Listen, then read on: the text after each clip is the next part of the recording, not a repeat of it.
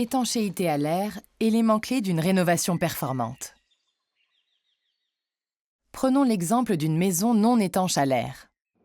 Dans cette maison, les fuites d'air sont omniprésentes. Dépendant de la présence des fuites d'air, le renouvellement d'air est inégalement réparti dans le logement. Les impacts sont nombreux. Courant d'air et déperdition de chaleur entraînent inconfort thermique et surconsommation d'énergie en hiver. Regardons ce qu'il se passe dans une maison performante.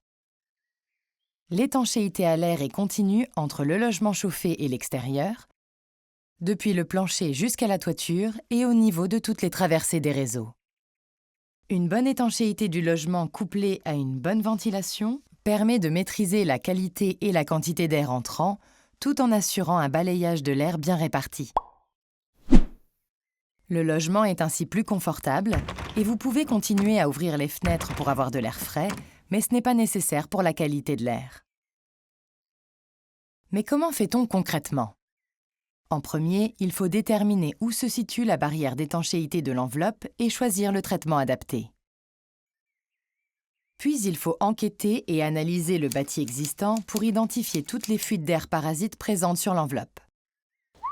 Fissures sur un enduit jouant le rôle de limite d'étanchéité à l'air, le pourtour des portes et fenêtres et tout autre élément traversant les parois. Enfin, il faut traiter l'ensemble. Pour certains lots de travaux d'isolation, des matériaux spécifiques sont nécessaires pour assurer l'étanchéité à l'air en utilisant par exemple un frein vapeur. Et il est nécessaire de traiter systématiquement tous les points singuliers de traversée de l'enveloppe étanche. Une mise en œuvre soignée est impérative pour assurer la continuité de l'étanchéité de l'enveloppe. Cela implique une collaboration entre les artisans pour prendre en compte l'ensemble des interfaces. Et comment peut-on vérifier? Le test d'étanchéité réalisé en cours de chantier est un outil essentiel. Il permet de détecter les points de fuite non corrigés pour améliorer encore l'étanchéité de l'enveloppe. Pour résumer, une bonne étanchéité à l'air renforce la performance énergétique de votre maison. C'est un gage de confort thermique et d'économie d'énergie.